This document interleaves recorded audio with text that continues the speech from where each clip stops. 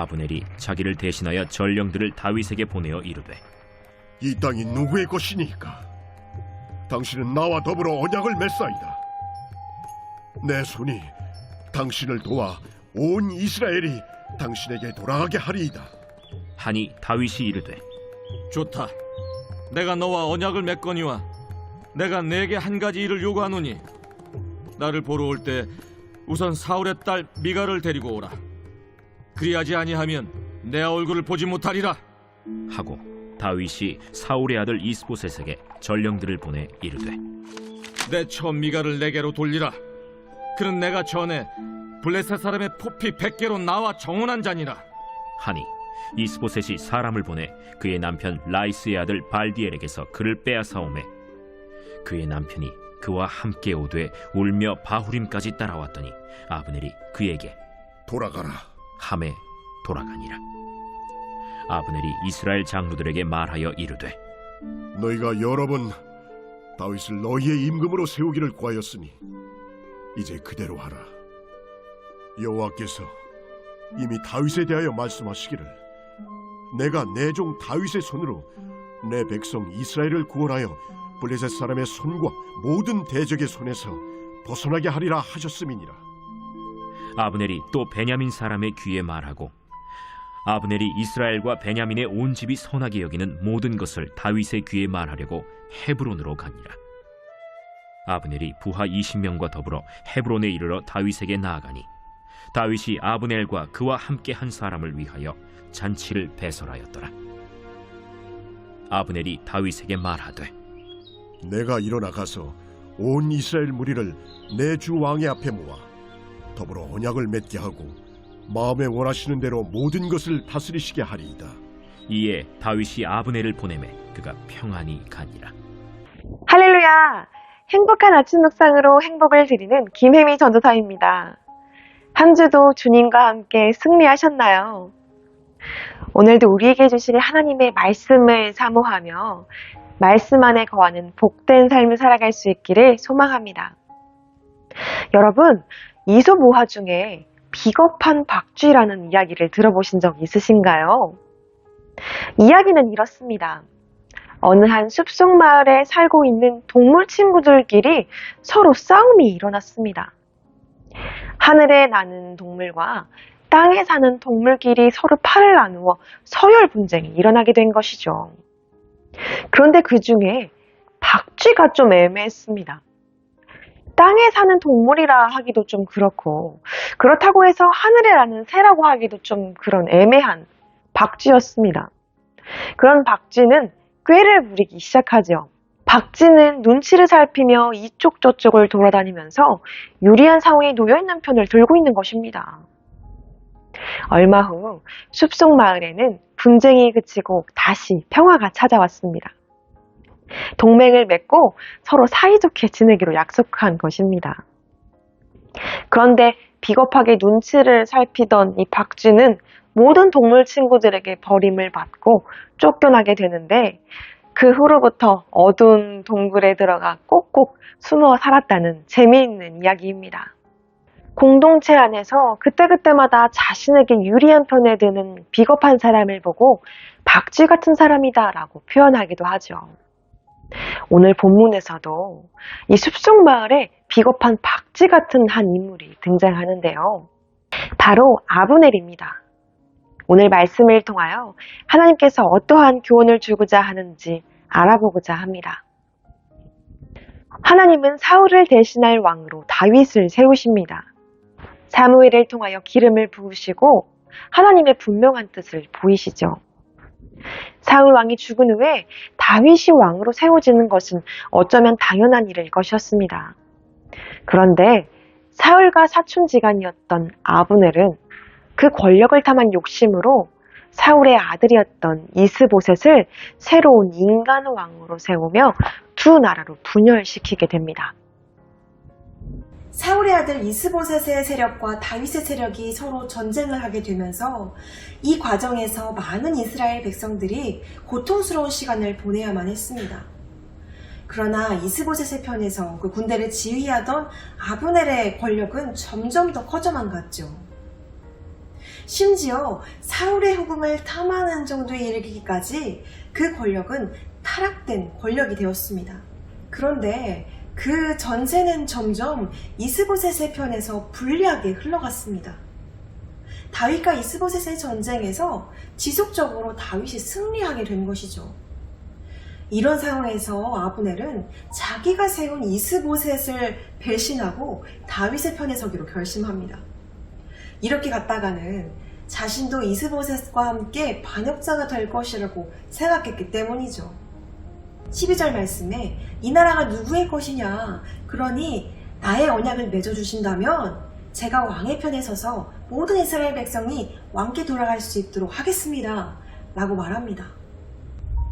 아브넬은 자기가 세운 이스보셋 왕에게 언제 그랬느냐 마냥 처음부터 다윗의 편인 것처럼 뻔뻔하게 다윗에게 편지하며 말합니다. 그런데 다윗은 이 모든 행동을 뻔히 알면서도 그의 제안을 받아들입니다. 그 대신 자신의 옛 아내 사울의 딸 미갈을 보내달라고 명령합니다.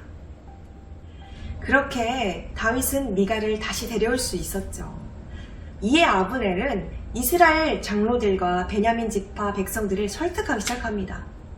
아브넬은 하나님의 이름을 들먹이며 이 모든 것이 너희를 향한 하나님의 구원하심의 역사와 계획하심이 있었음을 선포하며 이야기합니다. 이 모든 말씀은 옳은 말씀이지만 아브넬은 자신의 욕망과 정치적 입장을 설명하기 위해 악하게 사용한 것입니다. 다윗은 찾아온 아브넬을 크게 환영해 줍니다. 아브넬을 위해 큰 잔치를 벌이기도 하죠. 다윗은 아브넬을 통하여 전쟁을 끝내고 다시 이스라엘을 통일을 이루기 위한 큰 그림을 그리고 있었던 것입니다.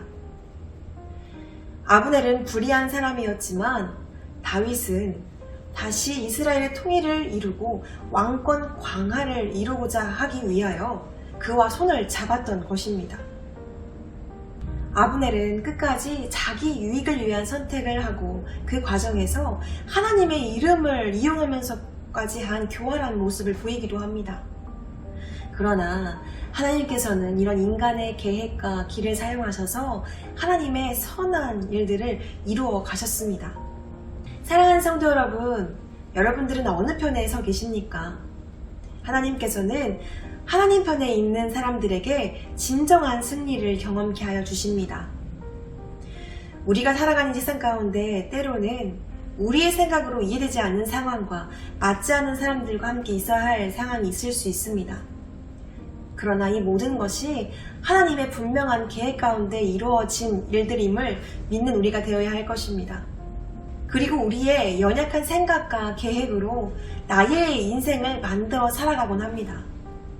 그런데 하나님께서는 이 모습 또한 사랑하시고 사용하셔서 하나님의 놀라우신 일들을 이루어 가십니다. 내 자신의 이익과 유익을 위한 삶의 선택이 아닌 하나님의 편에 서서 하나님의 분명한 뜻을 분별할 수 있도록 늘 깨어 기도해야 할 것이며 분별력을 얻을 수 있도록 지혜를 구해야 할 것입니다.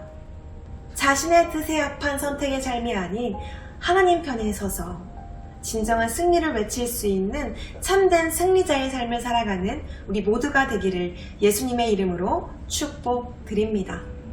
오늘 하루도 하나님의 진정한 뜻을 분별하며 우리의 앞에 놓여있는 상황 가운데 하나님의 진정한 뜻을 발견하는 참된 하루가 될 수 있기를 예수님의 이름으로 소망합니다.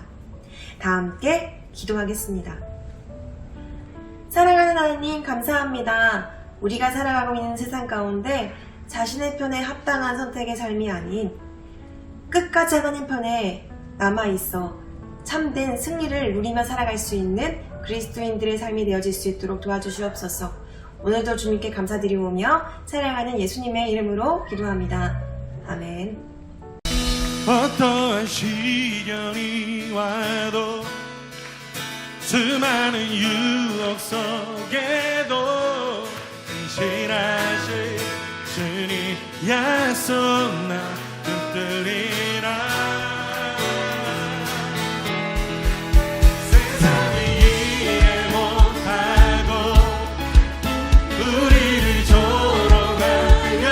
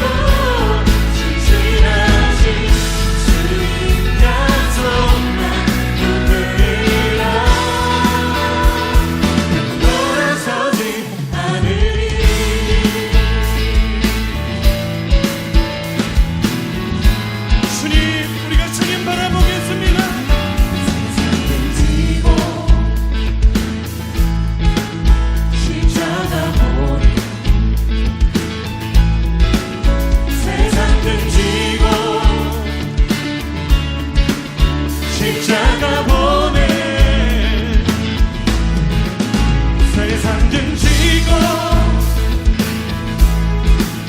십자가 보내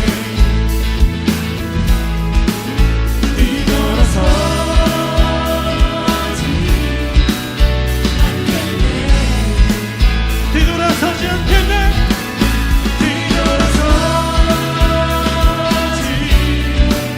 않겠네 어떠한 시련이 와도 수많은 유혹 속에도 진실하지 주님 약속만 붙들리라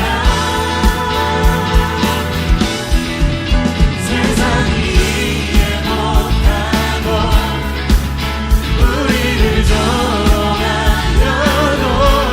진실하지 주님 약속만 우리 목소리로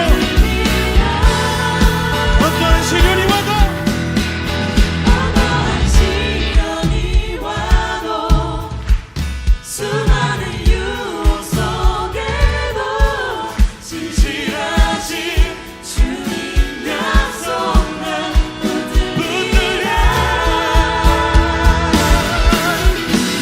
세상이 이해 못하고 우리를 조롱하여도 진실하지 주님 약속만 붙들리라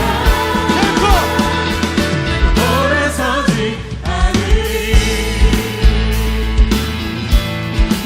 주님 앞에 나아가겠습니다.